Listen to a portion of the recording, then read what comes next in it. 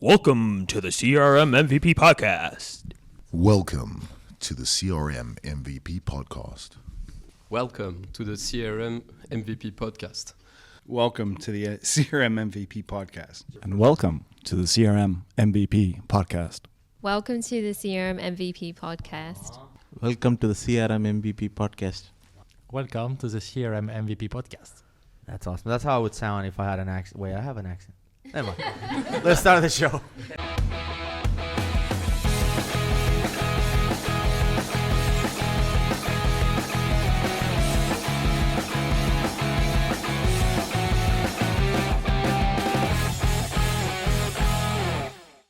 Welcome to the CRM MVP podcast, episode number 50. So this is a special episode. We're here at the MVP Summit. It's day one of the MVP Summit, even though we've been here for a couple of days. But today is really the first day that some of you guys, I guess everyone on the table but me, is experiencing the MVP Summit experience for the first time. We had a day loaded with a bunch of awesome sessions. We saw what's coming in the future. It's no secret that's what we're here for. That's what we do at the MVP Summit. We get to see what the team has been working on and provide all the feedback that we can to make sure that the features that are coming up in the future. And I'm excited. What do you guys feel about the stuff that we saw today? Obviously, without breaking any NDA, I don't want you guys to be here only for one MVP Summit. I want you to come back next year, of course. But how do you feel after day one? Amazing. No, genuinely, it was really cool. Sessions were great. Learned a hell of a lot. I think more importantly, though, we got to hang out with some really, really awesome new people. And from my behalf, thank you guys very much for putting up with me. It's been really great. So, yeah, really, really great first day.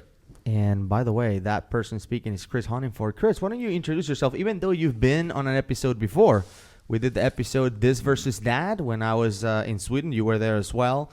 But just tell people who you are, what do you do, and why are you here? Right. So my name is Chris Huntingford. I'm a Business Applications MVP. Recently badged, so in October, I think, same time as Antti, actually, which is really awesome. So I'm here to learn a hell of a lot around the Microsoft product stack, meet as many new people as I possibly can, do a whole load of networking, and really just understand what's coming. So that's what I do. And at the moment, I work for Hitachi Solutions. I'm in pre-sales.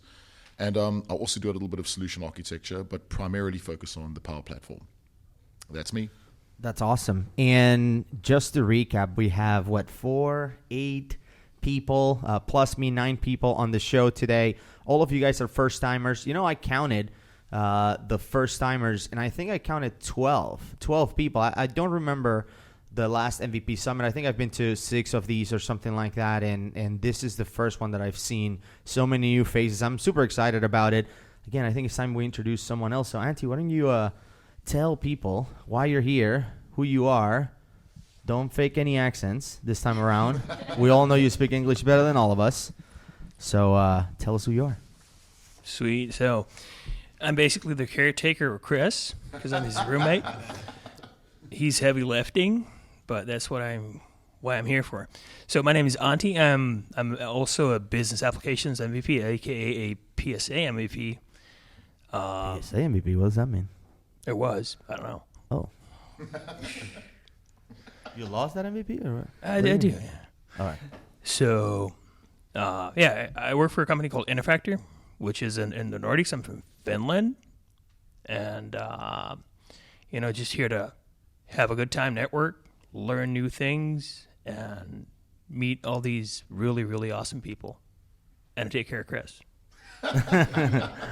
That's awesome. And again, from the people who are here on this table and the people who are here at the MVP Summit, especially the first-timers, we have people from all over the place. So, we're talking about Finland. We're talking about the UK with Chris, who's actually a South African living in the UK. So he's kind of double price, 2 for 1 on that one. But we also have people from Australia as well. So welcome, Eliza and Natraj. Go ahead. Who are you? Tell people who you are, why you're here. Natraj, especially you, man. I mean, I've talked about Level Up so many times. It's one of my favorite tools. You're the creator of Level Up amongst a bunch of other tools that are amazing. So, again, a pleasure to have you here. Welcome to the show. All right. My name is Natraj. I'm just trying to talk and I'm not trying to get distracted from all the antics. Yeah, So people can see basically- what's happening here. Yeah. But I've been awarded MVP in 2017 February, and this is my first submit. So I was not able to attend the last one. So in terms of why I was awarded an MVP, and like you said, it's one of the popular tools that I have developed is called Level Up. So it God is mode. God mode, yes. I think it's probably the extension is maybe used for just one feature. That's the God mode. So I had it as a bookmarklet. So initially, I had like 15-20 bookmarklets that I was just running, and I was just sharing it along with the other people that were working along with me. And after a while, it was becoming really cumbersome. So I was thinking of, okay, I should package it up into some sort of extension that doesn't need, like, no one needs to know any sort of JavaScript or how to kind of drag and drop into a bookmarklet. So I did this tool in probably like May, and I just pretty much forgot about it, and then suddenly it's kind of like taken off. So that's Yeah. probably my I think I'm responsible for some of that because I'm constantly talking about Level Up and how much it's helped me. So, and how much it's helped, many of us here at this table. So thank you for doing that. And again, we're happy you're here. Eliza, how about you? Hey everyone, I'm Eliza, or aka Benitez here. Yeah. What so the flow? I vlog and blog. I have my own YouTube channel. I started a WTF series last year, which stands for What the Flow. So yeah, if you haven't checked it out, go and check it out already, because I'm helping you guys adopt and embrace flow, which is what I want to do in our Dynamics community and get it out there. So I work with Natraj. We both work at Barhead Solutions in Melbourne, Australia. We're both on the same project, so I see Natraj every day. No, I'm kidding. Not every day. Maybe you should check out his footwear after this podcast. Ooh. luckily it's not recorded. It's not a video podcast. So Luckily, it's not a video. He gets grief about it, but no, it's cool. I love working with Natraj, and That's awesome. it's an honor to be with him here. I'm glad he's here with me today. He almost didn't make it. Do you want to tell the story? What? probably Why? probably not that interesting, I guess. But yeah, this is my first time to North America, so I wasn't quite aware what are the immigration kind of processes you need to follow. So I was just transiting through Canada, so I just figured out in the last minute that I need another kind of ETA to transit via Canada. So how come? Because I saw that, right? You had to get a visa or something to go through Canada, but why? Like, if you're just going through Canada, why do you need a visa? That was my assumption as well. I thought, okay, I'm just transiting. I've transited through multiple countries before, so I was thinking that it's just a transit, so you don't need a visa. But luckily for me, I figured it out on Friday and I got it by evening. So yeah, that was kind of my. That's awesome. I was happy to be at Summit. I'm glad it worked out. Yeah. That's great. And then we have a couple of people from France as well. So Julien, welcome to the summit. Welcome to the show. Tell us about yourself. So I'm Julien. So I'm a French blogger. I'm a French blogger. Now I live in Montreal, Canada. So this is great to be here because Tanguy Tanguy and I discussed about a lot about the MVP signification, and today I realized that it's really beautiful to see all the spirit around the community. And I'm here just for 2 days or 3 days, and I can feel all the family spirit of this community. So that's huge, and it's an honor to be here with all these guys who are legend in the That's awesome. Dynamics technology. So Yeah, thank you. Yeah, welcome. And Clement? Hello, I'm Clement Olivier, working on the Dynamics 365 as well as a developer. I recently joined the company of Tanguy. He's really famous, you know that. And for, like Julien said, it's an honor to meet everyone. We are speaking together since a year now, since I've been awarded, and putting a face on name on the getting to know each other. It's really nice. And as Chris said, we had a really good session today, and I'm sure that tomorrow on Wednesday it will be awesome as well. Definitely. And then, we also have a couple, I would say, local people, right? we have a couple local people also attending for the first time, and Scott Lefante is also here. He's not on the show, but he's also from the U.S., from Tampa, attending, and it's always awesome to see the people that I get to hang out with at conferences and other places. Some of these guys have been on the podcast several times. Ulrich, you've been on the show like how many times? 3 or 4 times? I don't know. Great. I'm glad but somewhere around there. Yeah. You hold it with such high regard. No, thank you. Once it's more than 2, but I just stopped counting. It's it finally happened. And I've said several times in the show about you and Sarah both how I was kind of waiting and how I was gonna claim total ownership on the responsibility of why you guys made it, because you were on my show and then you got your MVP like a couple months later. So I think it was because of me, not because of the work you did.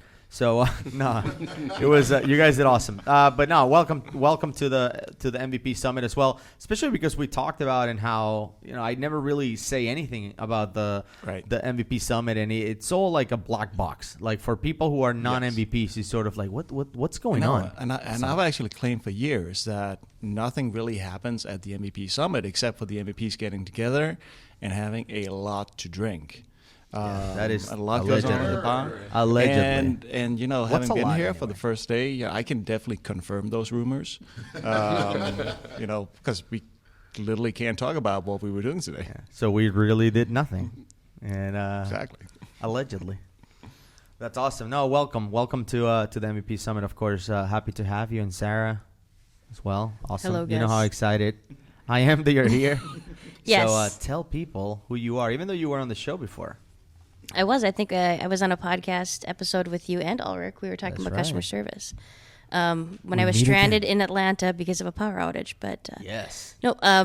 So I've been in the dynamic space since 3.0, which about 2007, and really got involved in the community with CRM User Group. Work with Mr. Lafante, Mr. Tabor in the At Your Service podcast, and just have really been involved in the CRM User Group a lot and presenting. And I think it's a great opportunity to be here with wonderful people like yourselves. And someone's pointing that I should do something. So, all right. Seriously, stop it. Gosh. Yeah. So, what do you think about the summit so far? Is it what you were expecting? Like I asked somebody earlier today. Like now that you're here and you went through day 1, and we still have a few more days to go. But now that you went through day 1. Is it what you thought it was going to be like? Do you have any information of what even happens at the summit? Well, it's very NDA-ish, and if I were to say if there was something that is really important about this, it's very NDA. And it's a lot of great NDA stuff that I can't say anything about. No, but we can say that we do meet with the product team. Like that's public knowledge. With that's what we do, and we get to see what the product team is working and thinking about in the future, which is great. And at least from my side, I'm very excited about what's coming. And it's only day 1. Absolutely. So there's a lot more to look at. But it's always interesting because I remember when I came to my first MVP Summit. Yeah, I was the quiet guy. Like I'm sitting in the room, and Neil Benson was there, and Tanguy was there. I think Tanguy, you were on the first MVP Summit I ever came to, and I'm just like sitting around these guys, and I'm like, I'm not gonna say anything. Like I don't want to sound stupid, around these guys, and it's sort of like I didn't even know what to expect. I didn't have any friends who were MVPs or anything like that. I feel like the community has grown, so I'm always interested in hearing what you guys think or how you feel. This is going. Is it what you expected, or is it better than you expected? I don't know. What do you think? Yeah, I think it's a great opportunity. I mean, it's one of the opportunities that we have. We have many throughout being MVPs to have an interaction with the product team, to get them to see them in person and face to face, and be able to step aside and give our feedback and just say what's working for us, what's not, and how can we make it better for the community. It's just a great opportunity. Yeah, and there was something that happened today. I'll talk about this. Something that happened today was interesting is that I provided some feedback, and they were like, well, do you have why are you providing this feedback? Is it something you're working on, something that you thought about? And I said, no, I actually have a customer that could benefit from a feature like this. And they were like, well, can we get in touch with your customer?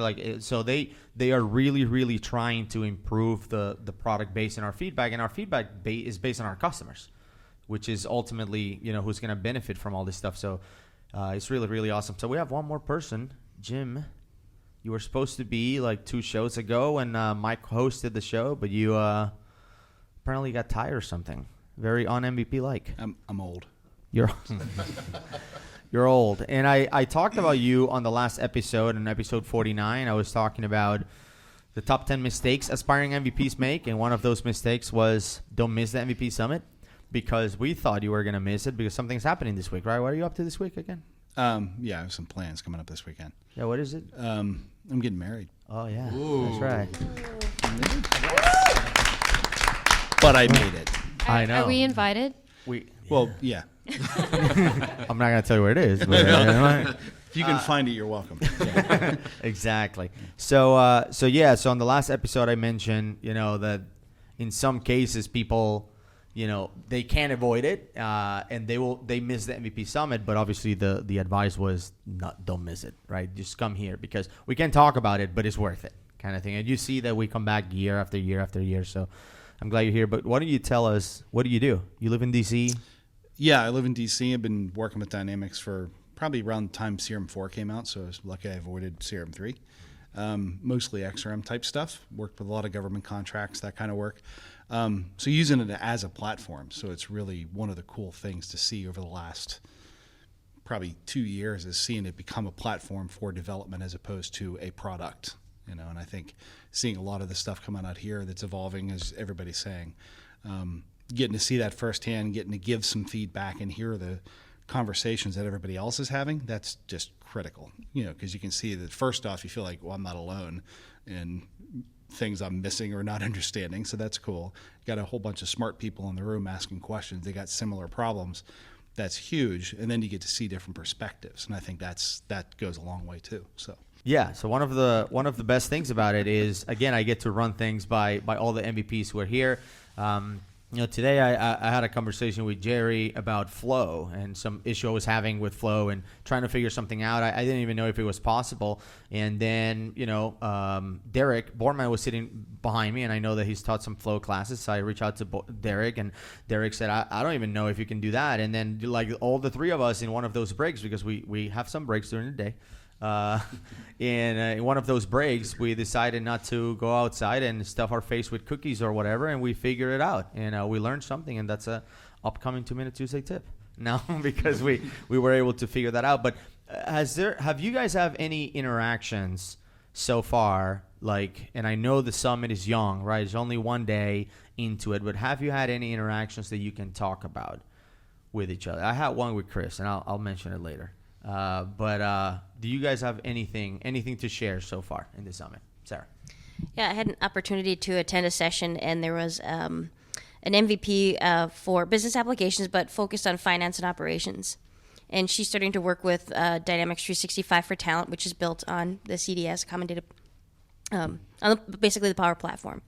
And we were talking about moving data between these instances, because when you have a trial and you've got data in there, you want to get that out and you want to move it over to another one. She's like, there's got to be an easier way than just simply doing export to Excel, going in and doing that for every one of your entities and then importing it, and you lose all those connections. And I'm like, yeah, there's a great tool I can show you. You use configuration migration and get everything done all at once. And by the way, this is something you talked during a session, but the session wasn't about this. So it was absolutely nothing about this. You're not sharing what the session was about. No, we were just talking about talent because she's interested in the product, I'm interested, and we were just talking about the features that are coming out in April that we see in the April release notes. And we came to this discussion. I said, well, I'd be happy to show you this. And she says, great. I've seen, some of the things I'll be talking about in a future class I'm teaching. And she's like, well, we can connect on that as well. So 2 different, focuses, I guess you can say, in the dynamic stack, just having that opportunity to share information that we normally wouldn't have if he'd not been at the summit. Yeah, absolutely. Anyone else? Any other stories? Anything else? Anyone you met that you were looking to meet? How was that experience? Chris, what do you got? Right. So I had a really, really interesting engagement with Brian Dang. And Brian Dang is, he's got a really, really great story around how he started working with Power Apps and the Power Platform. And, the meeting had nothing to do really with the content around what was happening at Summit, but more around how we can help work with the community around generating better content for hackathons, right? And that was really fun. So we're coming out with something pretty cool at some point. I don't know when. I'll be working with Sarah Critchley on it. But the insight that he had, the insight that he gave us was absolutely fantastic. The fact that he was really willing to help us and the fact that he was really willing to kind of connect us with the right people was amazing. And this is just more evidence of the fact that the Microsoft product group are really working on connecting with the rest of the community. So that was really great. I'm probably going to sneak in a few questions with him tomorrow if I can, but I've got some weird stuff going on in one of my environments that I want some help with. But that was a really great interaction. So Brian, if you listen to this, thank you so much, buddy. It was a really good chat. Yeah, definitely. And just like you meeting with them here, you get also the opportunity to meet with people that make the tools that we work with. I mean, on Sunday we went to watch the new Captain Marvel movie as a group, and here I am sitting with Tanguy and like all the people that make the tools for the XRM toolbox. So immediately, I obviously thank him for all the work, and I started just spitting out ideas for new tools because that's what I do. I just have ideas. I never do the work, and we'll see where that goes. But it's a great opportunity. Anyone else? Any other interactions that you want to share with everyone listening to this, so they kind of have an idea of what happens at the MVP Summit without really breaking NDA? On my side, I met Matt Whitman, so the Cloud Dimension expert. Everybody know who he is. So that's really funny because when I started working on Dynamics, so it's like for 7 years now on the platform, I began with this kind of application, the Cloud Dimensions, and the MVP Summit permits me to meet him. And it's really weird. After 7 years of Dynamics work, etc., you meet these people who, not maybe he's not an inspiration, but he built something who is really useful, and our company, my ex-company in France, use a lot, and that was a really great talk to discuss with him with the future of his application inside the Dynamics 365 environment. So that was great. That's awesome. Yeah. I want to give you guys some time to think about maybe questions you want to ask each other. Again, I want this to be more of a conversation than just me driving the whole conversation. So if you can think of anything you want to ask each other, bring it. I'm a little scared to let Auntie take the microphone, to be honest. But, I'll share a story from yesterday, which I thought it was hilarious. So, like I mentioned, we went to the movies to watch Captain Marvel. And because we're cheap, we decided to walk whatever many miles. I don't know who had this idea. It was a stupid idea, by the way. But we decided to walk all these many miles in Seattle, downtown Seattle. And so we started, the group was like 12 or something like that when we started walking. And then once we realized that it was going to be a lot of walking, we started losing people. So we lost people to Uber. So the Uber won. And then... So we're walking, and at some point, the group that started with like 12, there's like 4 of us, just 4 sweaty dudes walking. That's awesome. Trucking to the movie theater, and the 4 sweaty dudes were myself, Auntie, Jonas, and Chris Honingford. So here we are, the 4 of us, and then I started realizing, I'm like, well, I have like 2 Finnish, Swedish dudes that are very, very reserved in the group. I know Chris is a maniac, so whatever I say, he's going to do. So I'm not concerned. But I need to push these guys outside their comfort zone. So I come up with this challenge. I say, okay, guys, new challenge. We're like 4 blocks from the movie theater. Let's go ahead and high five 5 strangers. So 5 strangers, just give them a high five for no reason. Just do it. So Chris, without hesitation, without asking for clarification, or whether there were rules to this game or challenge, he immediately starts high-fiving people. Like people that were scared immediately. Because Chris, how tall are you, Chris? 6'2". 6'2". Yeah. So you're a big guy. Yeah.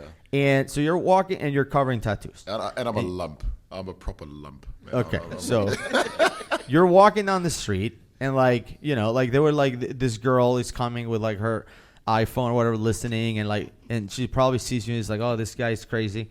And then all of a sudden I issue this challenge and you immediately turn and say, high five! Like, you start high fiving her and she's all scared, like, oh my God. And like, high five, just leave me alone. And then you just keep walking. It was like, we were halfway down the block. And by the end of that block, like there were, I think 4 or 5 blocks to the movie theater. By the end of that half block, you had 7 high fives. Yeah. I was so impressed. You high five even a blind person, I think, at some point. It was very, very impressive. And so once Chris high fives 7 people, and he goes into block number 2, he high fives about 5 more. And then Auntie gets in the game. Like, oh, I'm going to start high-fiving, right? Starts getting competitive because Auntie's competitive like that. So he starts high-fiving people too. So I tell Chris, like, it's too easy for you. You need to now start hugging strangers. Again, no hesitation. First guy is a bouncer at a club. He looks like a Russian mobster. He loved it. And he's like, happy St. Patrick's Day, dude. Like, full-on bear hug. The guy's like, well, you guys hug, like, massive hug, like Apollo and Rocky 2 and the beach, it wasn't just like the biggest hug. And then some other guy was walking into the bar and sees you two hugging, and he's like, hey, wait a minute, I want to hug too. And out of the sudden, it's like these 3 dudes hugging in the entrance of this bar. And I'm like, what is going on? Meanwhile, Jonas is just looking at it. I was like, what the hell I should have taken Uber. Like, it's just like I should have done Uber. These guys are crazy. But I think by the time we got to the movie theater, you had like at least 17 high fives and about 10 hugs or something. Yeah, there was very, very impressive. There was a lot of physical contact. Right? The interesting part was, after you hugged like 10 people, I was like, okay, this guy will do anything. And then you start issuing self-challenges. Like, I'm going to start kissing people. I'm like, no, dude, no. Like, I want to watch this movie. I don't want to have to bail you out of jail. So let's just keep going to the movie theater. But that was the highlight of the trip so far for me. It was awesome to see that. So does anybody have anything else? Any questions or anything? Just for those who are wondering, we are a safe group. If you don't feel like you want to hug anybody or high five, we completely respect your wishes there. You're on your own with that one. No. We high five everybody, right? No color, religion, sex. We don't.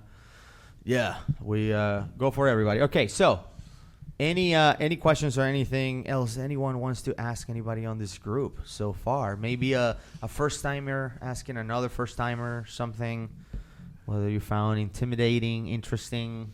Any questions? Could I ask Eliza something? Ooh. Right. So one of the things that I really struggle with in the Power Platform is flow. Now, you have been super helpful with your channel around showing me some of the bits and pieces around how flow works. But could you just explain a little bit about how you got into flow and some of the challenges that you've had to help everyone else kind of, adopt this really amazing tool? Yeah, sure. Okay, so last year in Melbourne, we had a Dynamics 365 Saturday in May, and Ulrich happened to be there. And that was before he was awarded, so that was cool. And so lucky. It was interesting. This is a quick segue. So once Ulrich was going, once I saw he was going, I'm like, oh, that's cool. They're open to Americans going there. So I reached out to Microsoft. I'm like, hey, by the way, if you need somebody else, like, I'm free that weekend or whatever. And then they're like, yeah, no, we're good. Like, what the hell, man? All right, go ahead. Sorry. So where was I? Yeah, so it was Dynamics 365 Saturday in Melbourne, and I wanted to do something with Dynamics 365 for portals. So we had a person in our Melbourne user group whose name is Yaura Iqbal. So Yaura, if you're listening, shout out to you. He suggested I do something with portals, and then he told me about a business use case scenario about approving applications. So then I thought, okay, how about I do something around applications? And then I came up with the idea of doing grant application management with Dynamics 365 for portals. So that's what I did. I did my research, and then I didn't have enough time to go ahead with Flow, so I just used the classic Dynamics 365 workflows. And then fast forward, Dynamics 365 Saturday in New Zealand came around, and that was in September last year. And the Wellington crew said, hey, come on over. And I said, yeah, sure, no brainer, because my family is based in Wellington. So I was like, yeah, sure, okay, why not? And then it was during that period where I thought, okay, now I have enough time to see whether I can utilize Flow. So then what I did was I put myself to the challenge, and I converted my Dynamics 365 workflows into Flow. And it was through that challenge where I actually picked up Flow. Now, I went through a lot of frustrations only because the way we configure in classic Dynamics 365 workflows today is more of a click and point type of configuration, whereas in Flow, you need to think about what action am I going to use, and if I can't use an action the way it's designed, then what expression do I need to use? And within that expression, what function do I need to use? And it was through that frustration where I was like, oh my gosh, I hate Flow. What the heck? You know, what the Flow? What the Flow? John, if you're listening to this, she doesn't mean it. I promise. But then, once you get past that hurdle and you get your Flow working, and Auntie, you know what I'm talking about. Once you get your Flow working, there's no other feeling in the world. Like you're like everyone's like nerd. Flow nerd. No, but it's true because developers, you know. Yeah. But like flow is it's really cool. But yeah, so it was through that period where I realized that wow, Flow is actually really awesome and it's really cool. And since then I've been trying to see what else we can do with it. And if you all follow my YouTube series, What the Flow, you'll see that I've started experimenting with how to deal with time zones in Dynamics 365. Because previously you had to turn to developers, but now, you know, you can do it with Flow. And for me, that's really powerful, and that's awesome. Now, I always get clickbaited into your little pictures on the videos because you have the WTF. Yeah. And I'm like, oh, Eliza, finally she's gonna let it all out. And then I click on it, it's about Flow, and I'm like, oh, that's the wrong WTF I was thinking about. Anthony, yeah. What do you have? So for me today, it was really exciting to meet John Levesque in person. So hey, John, if you're listening to this, and then after Stephen did his session this morning, John introduced me to Stephen, so that was nice. So thank you, Stephen. And then later on in the day, I was really stoked to meet Dileep and Yogesh from the Dynamics 365 Portals product team, because for me, I've been working with Dynamics 365 for Portals for a while, and to meet them in person, I was like, fangirl. So yeah, I have a question for you. So if we're double clicking in a Flow, you know, what do you think? Do we have parity with Flow and sort of the classic workflows, or is that something that will just, you know, show up in the fullest of time?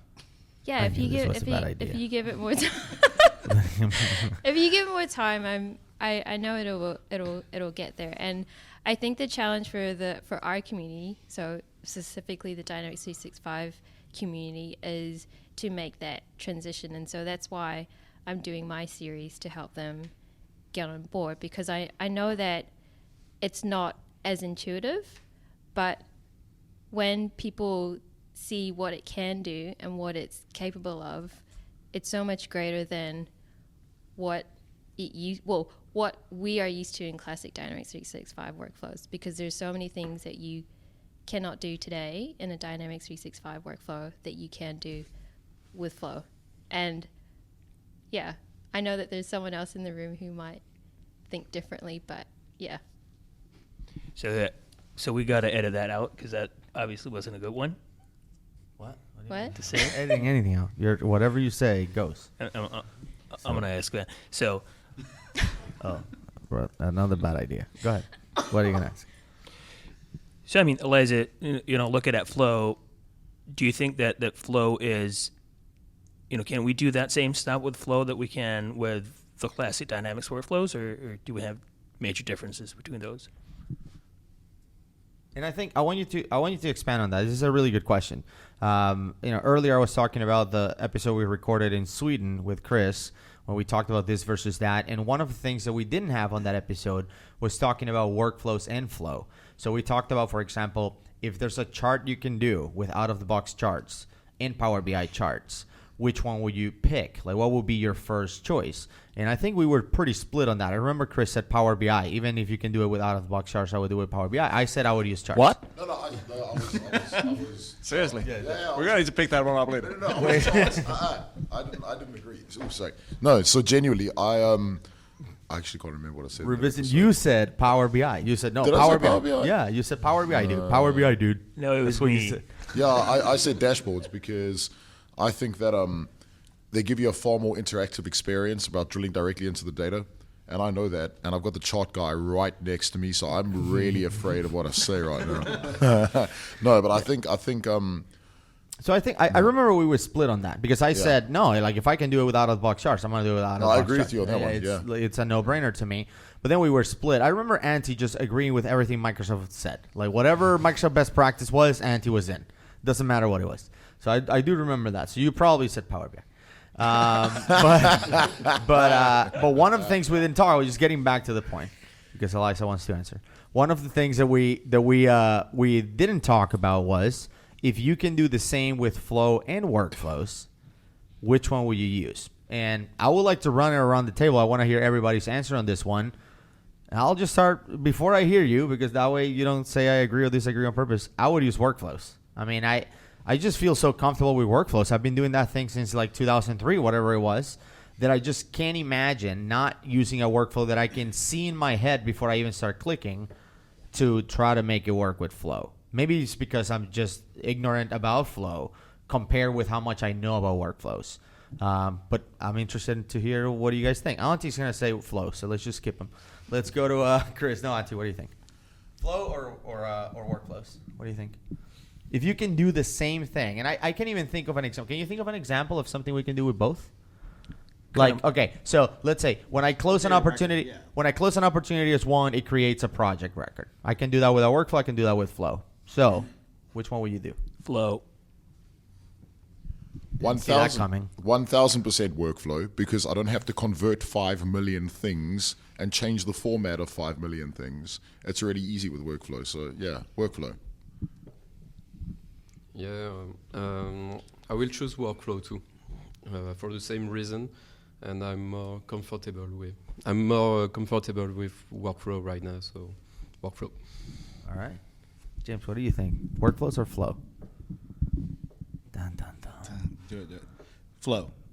Wow. So the reason being, I'm more comfortable with workflows, just my experience, and I can extend them easier as a developer. But the little experience I've had, like I did a demo and trying to figure out flow, one of the things I did was moving a note attachment to SharePoint. I was amazed that I can do that. I took the content of this thing, opened up a SharePoint folder, put the bytes over, wrote the file out, and I did it. I know, but we're not talking about the things you can do with flow that you can do with workflows. Yeah.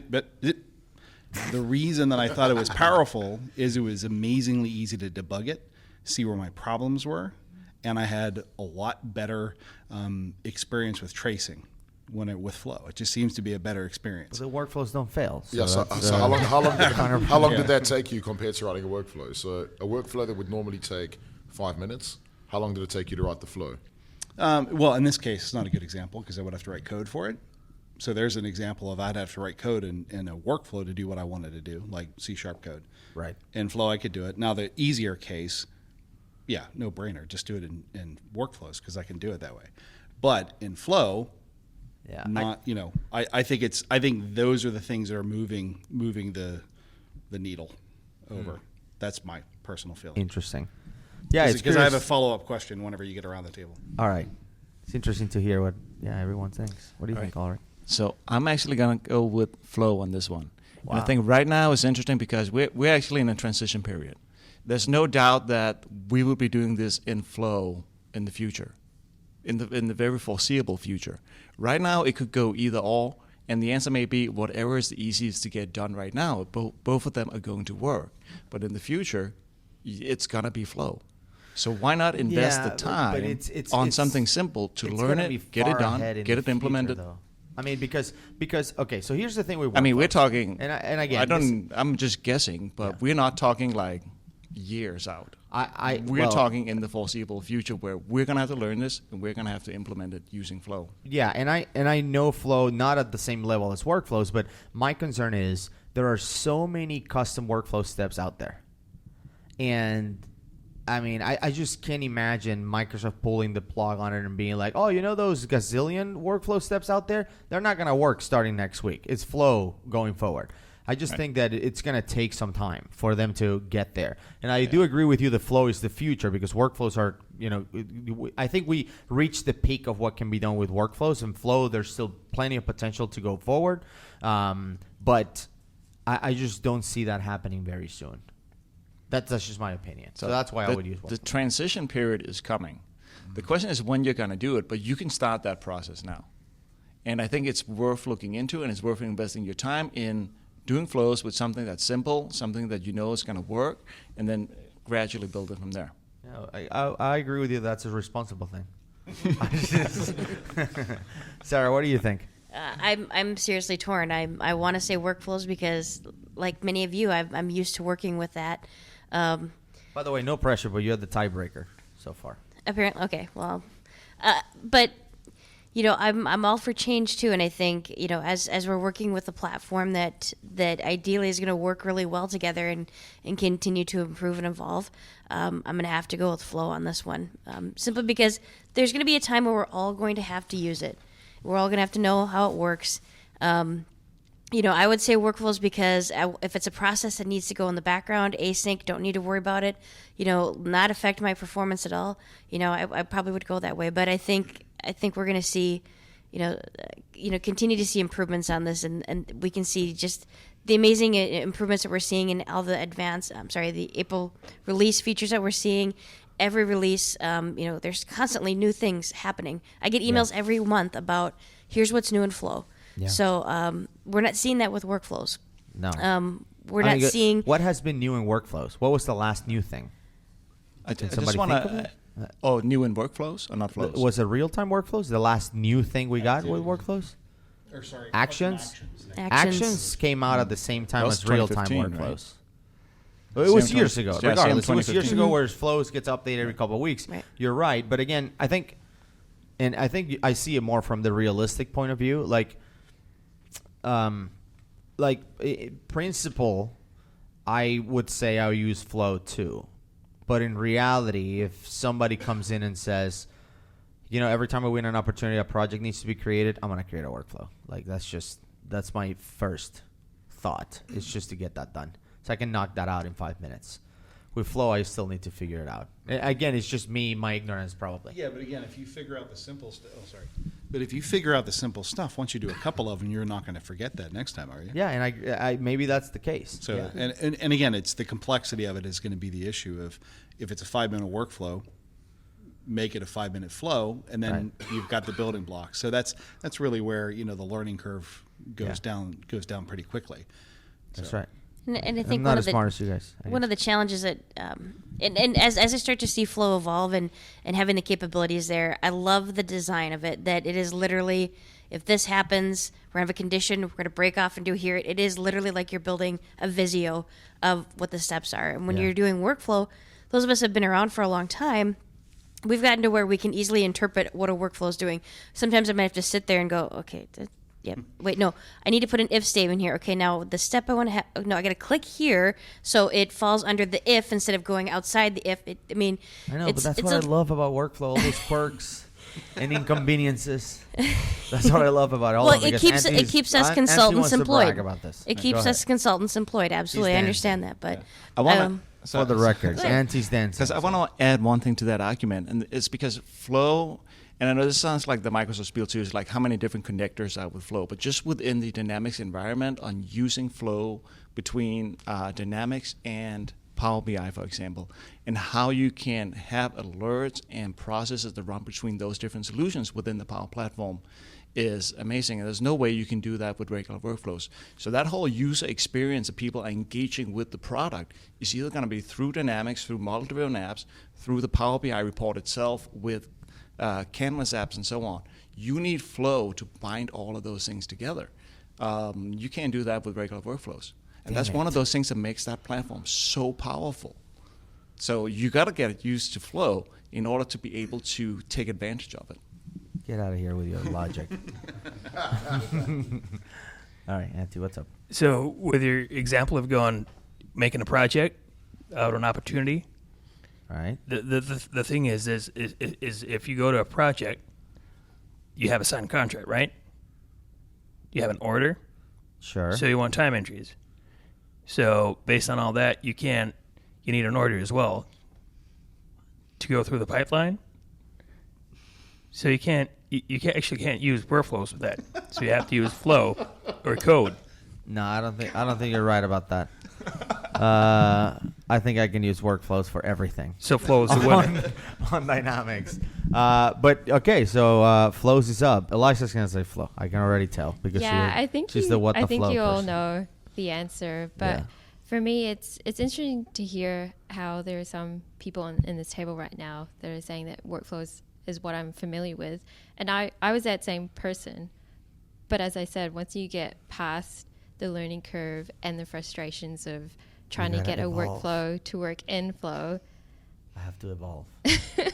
I'm stuck in the you past. you embrace it, and it's really powerful. And the way I explain flow to newbies is that, think of it as electricity. You don't really see electricity, but you see it in the form of a switch or a light bulb or powering your phone, and that's what flow is. It is the engine behind the scenes that you don't see, and it connects everything together that you weren't able to do in a classic Dynamics 365 workflow.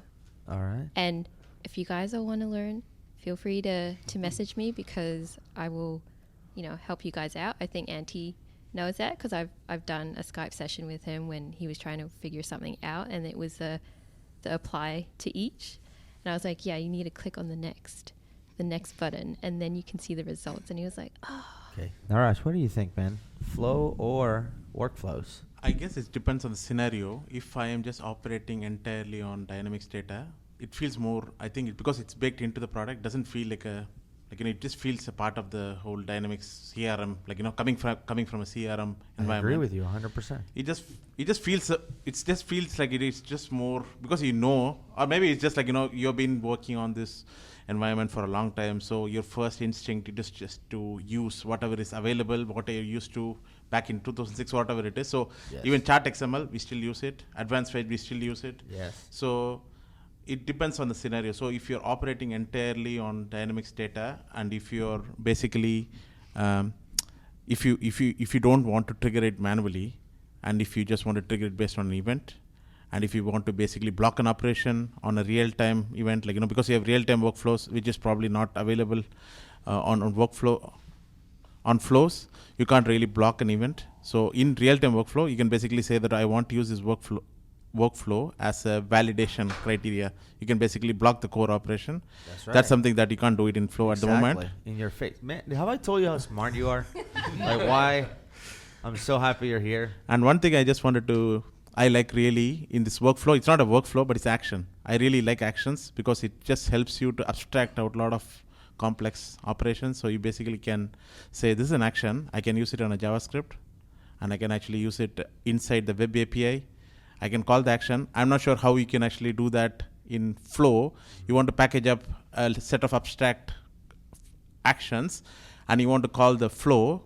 You probably need like a licensing thing. The HTTP is a premium thing. So It's complicated. It's too complicated. So it's authenticated. It's already authenticated. So I think if I want to run it on my mobile, I just probably use Flow. But if I just say, okay, I want to... Who uses mobile systems? Nobody. Yeah. Anyway. But user experience, Flow wins out, because it's very much more intuitive. But in terms of it works. It works at the moment unless it's deprecated. Unless it's deprecated and you don't want to... I'll just cut this out of the... But I don't know. I don't know what the episode. replacement for actions is though, because I really like actions. But yeah, I'm not sure how it's possible in Flow. So all right. Yeah. So I think you said workflows. So I'm gonna go with that. So 5-4. Come on, you can tie it up, or you can beat workflows. One so thing what's you it gonna be? didn't mention is should it run synchronously or asynchronously? I don't know. That's not part of the requirement. So what do you think? Does it matter though if it's asynchronous? Because if it's synchronously, you have to use workflows. Yeah, right. Of course. So let's say that it's asynchronously just to give Flow a fight.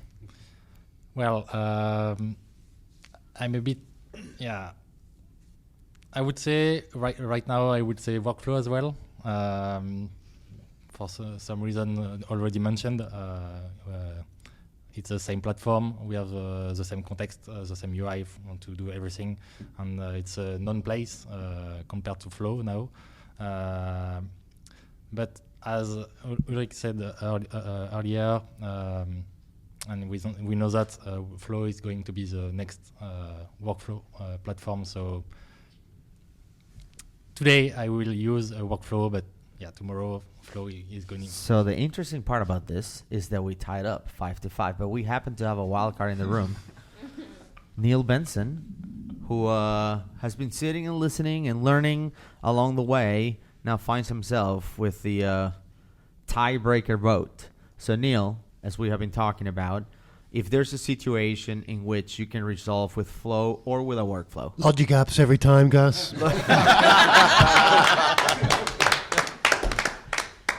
Come on, crack out some code, man. Get your Logic apps on. All right, so we learned nothing. Great. Thanks, everyone. Yes, go ahead. Are you going to change your vote? No. All right, good. I just wanted to add something. Don't forget about the clients. In fact, I'm working with them all the day. I mean, it's really great to have this kind of application, so Flow, etc., Power Apps. But every day I'm working with clients. My main goal is to make them happier than before. So now in the past we explained, workflow is really great, etc. So they form their people to use workflow and to manage them. And tomorrow, in a few weeks or a few months, we say, no, now we just break this and use Flow. And they will tell us, oh, it's a joke. You change again the technology. I mean, we need to move. Yeah. But don't forget about this, and we need before to use Flow and etc. Yeah, we gotta use. we gotta switch. I have to switch. Yeah, we all. Well, that was actually going to be one of my questions. Yeah. So you mentioned you had a question for us. Well, so what do you have? It's along the lines what you were saying. How, and this is for the more experience with Flow in the room. How comfortable are you putting that kind of capability in the hands of your customers, and who would you offer it up to versus who would you restrict? Because I've got some customers that I would like rather stab myself in the eye than give them access to building these flows, and other ones I would love to give them the capability, but I can say the same thing about workflows. So how does Flow measure up with putting it in the hands of the customer? Well, Neil will give him Logic App access, which is, I think, worse. Here's a C# book. Yeah. Just go ahead and create Logic Apps. Okay, so that's a really good question. Who do you feel comfortable giving access to? I mean, from my perspective, it all depends on the customer, of course. I have some customers that have been working with Dynamics for a long time, and they have super amazing, talented people, and I trust them 100%. They should own their solution and do it. So I don't think we can answer. There's no answer that would apply to every customer. Mm-hmm. But I'm wondering what you guys think. I mean, I don't know if you take more of a stand and you say, all my customers get access or none of my customers get access. No, it's more the question is, we could talk about how you would do that. And I totally agree. It totally depends on the customer. Their comfort level are they novices? Are they hardcore development? Right. My work right now is mostly in the government space, so it's completely hit or miss. But how does Flow, because it's so new, how would you measure that up with your comparison to the same conversation with workflows? Great question. Wow. Better or worse, easier, harder? I don't think my conversation would be any different. Because we're looking at a feature set where you're like, I mean, we're talking about using one or the other. So I don't see as much of a concern to give somebody access to Flow or teach them Flow as opposed to teaching them workflows. They can do the same amount of damage. Arguably, they could probably do a little more damage with Flow because they can connect to more systems. So there's maybe a challenge there that should be looked into. Mm-hmm. But isn't kind of in the same ballpark. Isn't Flow part of the whole idea behind you owning your system, taking ownership of your system? I mean, Flow is part of it. So somebody has to be responsible for it.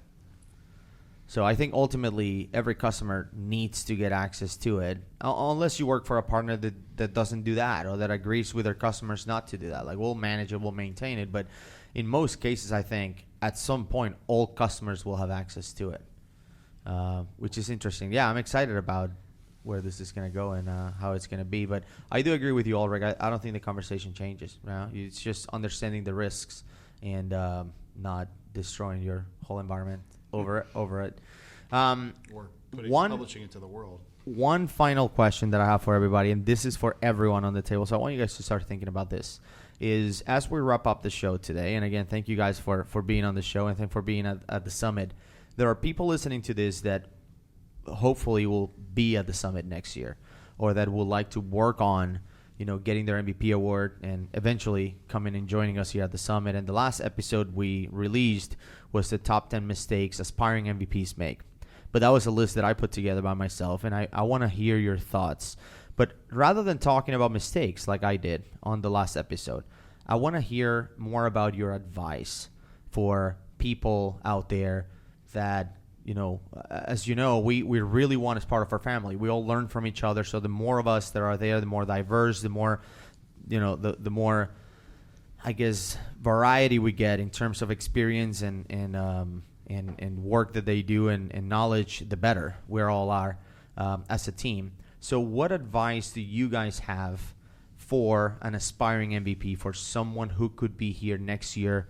What is the best way to do it? So I'm going to start with James, and then I'm going to go counterclockwise around the table and hear from everyone. So James, take it away. I just say have confidence in your skill set and don't be shy. And one of the biggest things that held me back over the years is thinking, nobody wants to really hear what I have to say.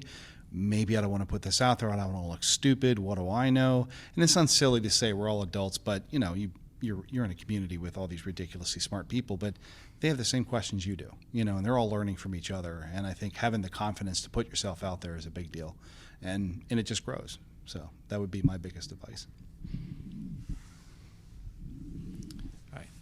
I can definitely second that. I think the other part, and I think the one thing that I experienced with my MVP application was I call it like MVP purgatory for a couple of years at least, where I was nominated, I was filling out the applications over and over again, and I didn't hear anything back at all. It was kind of like just submitting all these things into a black hole.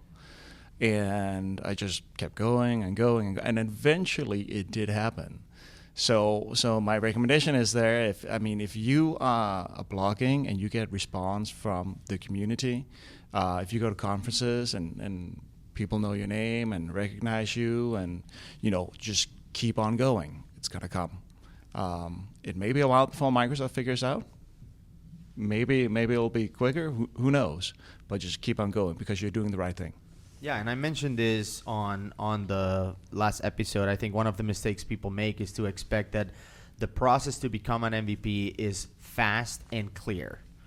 So I said, don't make that mistake because it can take a long time and you're completely in the dark for most of it, right? You provide your, once you stand out, Microsoft knows who you are. You provide your kind of your activities on the community and all of that, and it can take a while before they review that and they kind of approve your award or deny it. Some people get it denied. So that's a great tip. So thank you, Sarah. What do you have? Yeah, I agree. I think it was in the same boat with Ulrich. We both were luckily awarded on the same day. But I think what's more important is that you have a passion for this product. I have a passion for this product. When I first saw it, I was blown away by the power it had and the capabilities it had. And if you don't have a passion for it, if you're just striving to go just be an MVP because it's cool, this is not for you. No matter if you get the award or not, if you have a passion, continue to share it, continue to blog, continue to podcast, continue to speak at events. And if you don't want to speak at an event, you're scared, reach out to any one of us. We're more than happy to help you. And that's the most important thing as being a part of this community is that you want to share your knowledge. You want to help make people's lives a little bit better, help make their jobs a little bit easier. That's the thing that you just continue to do. And you'll be rewarded for it, and people will notice you. Yeah, absolutely. Can I just add something to that too there? Because that's what Sarah kind of said, but like if you can answer the questions like, what would you do with your MVP status to improve the community? Like if you can answer that question, like you just need to keep going. Yeah. I mean, because you definitely have something of value to add. Especially if you're just like because we get a conference, we get a nice jacket. That's not the point. Those are all nice we do get add-ons. Nice jackets, it's all nice. You go not to the MVP, reason we get all these drinks and everything, right? But I mean, if you have an idea of like what can you contribute to community, what can you do more in terms of like what you're already blogging on and talking about by having that additional access, then you need to keep on going because then eventually it will come. That's awesome. Elisa, what do you think? What advice you have? Wow. Well, Jim, Ulrich, and Sarah pretty much covered it. But for anyone who is listening, and there is someone that I can think of who is feeling left in the dark, as Gus described. So I was one of those people as well. I would say don't give up. Keep going. What you do is great, even though you may not feel like it's great because you don't hear anything and you see other peers in the community get awarded and you're kind of like, oh, is this mail coming? Like I've checked a few times, but nothing's in my inbox. Like I can relate to that feeling. But if you are producing content that is helping the community learn, then you're doing the right thing. And when you do become awarded an MVP, it'll be great, but it'll make all those times where you kind of felt, down and low worth it. And you can always reach out to any of us in this community because we all look after each other, whether you're an MVP or not. We are one big family, and I think that's what drives the spirit of our Dynamics 365 community, even though we have arguments about flow versus workflow or managed solutions versus unmanaged solutions. Not Raj. Thank you. Yeah, one thing I found initially very daunting was just getting started, because initially when I started blogging, I didn't have this ambition of MVP or anything in mind. I just started blogging because I just don't really remember things a lot. Like after 2 days, I would probably forget it. So that was kind of a way for me to just remember. So I just knew that, I actually did experience this issue sometimes in the past. So I just started blogging to kind of solve that. But then after a while, probably I set that as a goal to become an MVP. But I think if you just have that as a goal, you probably run out of steam after 6 to 8 months because you need to kind of maintain that pace. You need to maintain the cadence for probably 2 to 3 years.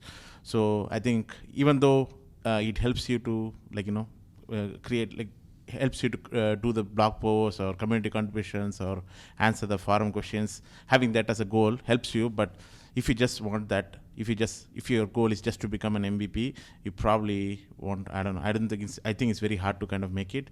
You just need to really have the.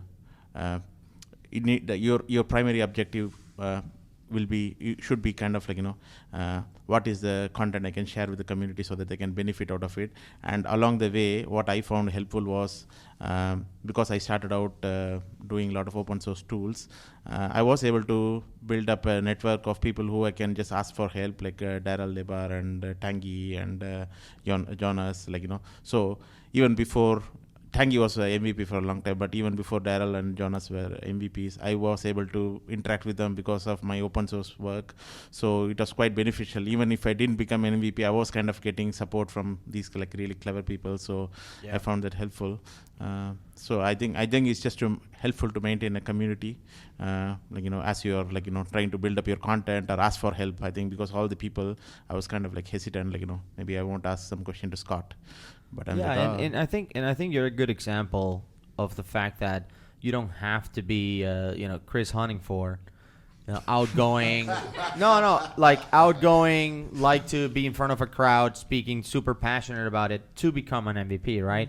You put together some great tools. You're a reserved, shy person, but you still became an MVP, and you have created amazing tools that we all love. So you don't have to be in front of a crowd, even though there's many of us who like doing that, present and all of that, in order to be recognized as an MVP. So that's great advice. Now, again, I'll just keep going around the table for tips about, for aspiring MVPs. I will jump in what you just said. we all have our specialties, like speakers, developers, bloggers, and extra. So I'm pretty sure that there is, I'm sure at least there is a seat for everyone. And if it's your passion to share your knowledge with the community today, and it can be a constraint after the award. So if you want to keep going like that, it's definitely worth it. You have to keep going. Definitely worth it. Anthony, what do you have? Yeah, I mean, I'm going to sound like a broken record, but the passion for sharing knowledge, that's what it's about. All right. Short and sweet. No, I just said you don't have to be a Chris Huntingford, but what advice do you have, Chris? Yeah. So after today's chat with Brian Dang, there were a couple of things that I learned. The first thing is that the passion piece is probably the most important thing. I'll give you guys an example. When I was building out a Canvas app the other day, right, I was sitting outside thinking about building it. This is my hobby. This is something that I love to do. Every single person in this room and every single MVP that I know is a creator and a problem solver. And because of that, they find joy in doing that. It is their passion. It's something that's important to them. Solving problems is not just about, there's many ways to do it, right? So the passion thing for me is the first and most important part of doing this. I would still be solving problems and still be creating if I wasn't an MVP. I just happened to get a badge for it. That's me. Awesome. And on my side, I was really inspired by Tanguy, in fact, at Javista company. His capacity to share all his knowledge around the XRM toolbox. And I was like, yeah, I need to do this too. This is my personality. I need to share all I know, all the simple thing I know about dynamics. When I started to blog, it was really simple tips about dynamics, and little by little people told me, yeah, that's great because it's simple, I can do it. And users too, clients too, they told me, yeah, that's great, continue. So keep going. And one day Tanguy told me, yeah, you deserve it. So he pushed me to give more and more tips, and I'm here today with you all guys, so keep going. So I guess your tip believe in you. Yeah. Be Tanguy's friend and be inspired. That's a great tip. That's a great tip. And another tip for the French people. Yeah. Because you can say it in French if you want. No. Ayez confiance en vous. Sorry for the English people around this table. N'ayez pas peur de communiquer. Il y a très peu en fait de MVP français à travers le monde, donc n'hésitez pas. And for the English people, so I just said, don't hesitate to communicate in French, because there is a big community in France too. So keep going, and maybe next year we will be 4 or 5 in business application. So yeah, awesome. I agree with you. Definitely. And last year when I did this kind of the same episode from the MVP Summit, where I asked current MVPs, one question. I think I had 22 questions for 10 MVPs. I think that was the name of the episode.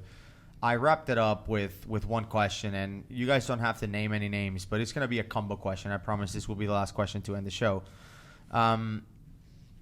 First of all, I want to know, how can people get a hold of you? So if they have any questions for you, if they want to know more about Flow or whatever it is about you, how can they get a hold of you? And again, if you do podcasts today or whatever it is, let people know how they can hear you more, they can listen from you just like I do. But the second thing I want to hear from you as well is there anyone out there that you think should be here next year? So I asked that question, and I got a few answers. Some of those answers included people in this table. So I feel that it was good luck. It was a good luck. I don't know. It was a good thing to hear those names and to see you guys here. So again, how can people get a hold of you? And is there someone out there you would like to see next year here at the MVP Summit? Who wants to start? NT. First at bat. So, I want to see Megan Walker here next year. And to get a hold of me, my blog is at daytodaydynamics365.com, or just my first name and my last name is my Twitter handle, so ANTTIPAJANUNEN. Awesome. Chris, what do you have? Right, so you can get hold of me through our website, which is TDG. Used to be Those Dynamics Guys, which we've now changed the name. You can find that at thedynamicsociety.com or thosedynamicsguys.com. And my Twitter handle is Tattooed CRM Guy. Right. That's the not so important part. The important part is if any Microsoft person is listening to this, please can we have Megan Walker here next year, right? And Keith Watling and Manuela Pitcher. And those guys, well, Megs is a phenomenal blogger, phenomenal communicator, and Keith and Manuela are Power Apps champs. That's me. Awesome.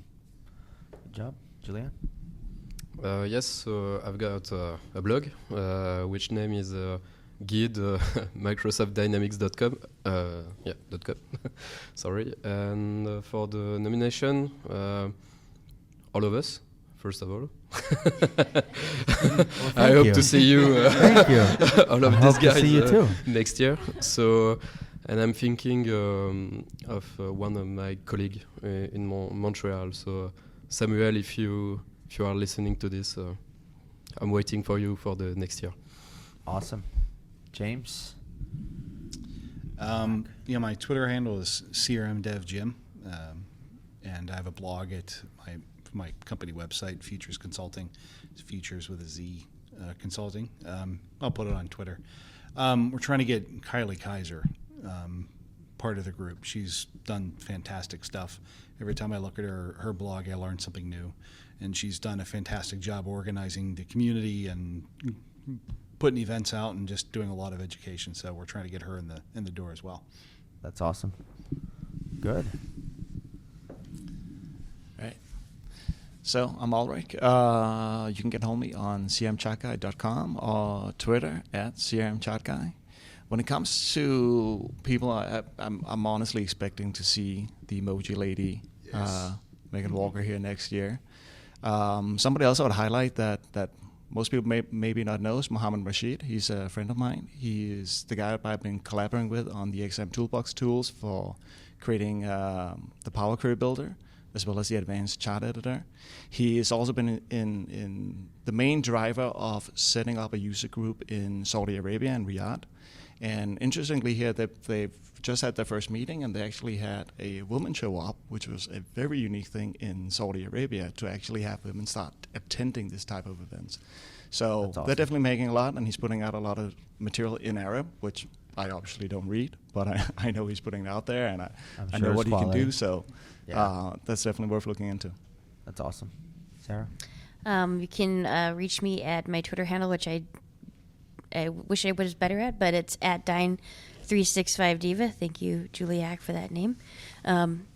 For my suggestion for MVP, every name that's been mentioned here, but really I would just say, for those of you that are listening, that are wanting to increase your knowledge, that are wanting to find out ways that you can share to the community, really anyone that's listening, please. It'd be great to see all of you here to help continue to build this community and be a part of this family that we all care so much about this product and each other about. All right, so Eliza.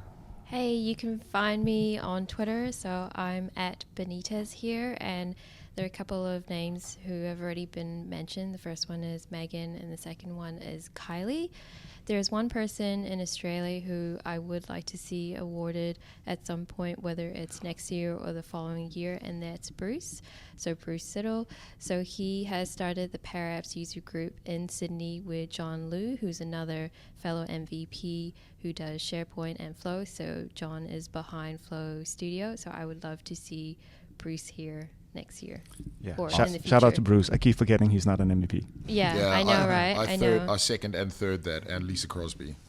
Yes, yes, and maybe Elaine. Elaine. Lady! Awesome. Try. Do you have? My primary contact is Twitter. It's Raj Y. Raman, and I have my blog Dreaming in CRM. And in terms of the MVPs I would like to see, pretty much all the names have been mentioned, so I don't have anything to add. But apart from that, I pretty much follow a lot of these Japanese canvas apps guys. So one person I just saw recently was like Tomiyaka, I think it's Ten Miyaka. He just did this drag and drop thing that was like a challenge from whether it's possible or not. And seems to be a lot of these Japanese guys are sharing a lot of because canvas apps is pretty new to me, and the things that are doing are pretty revolutionary. So Pushing the envelope. Yeah. So I'd like to see him being awarded. Yeah. That's awesome. Great. And we'll wrap up the show with Clement. So you can reach me by Twitter. It's Clement Olivier with a 0 instead of the O. And also my blog, it's stuffandtacos.azurwebsites.com. And for next year, I don't know everybody in France, but I'm pretty sure there are a lot of people who are willing to be part of this MVP program and experience. And they just have to show up on the Yeah, awesome. Thank you guys so much for being part of episode 50. 50 episodes. Thank you. That's awesome. And again, for everyone listening in, make sure you follow these amazing professionals and follow us at CRM MVP Podcast for news about future episodes and to suggest guests for also future episodes. All of our episodes are available at crmmvppodcast.com.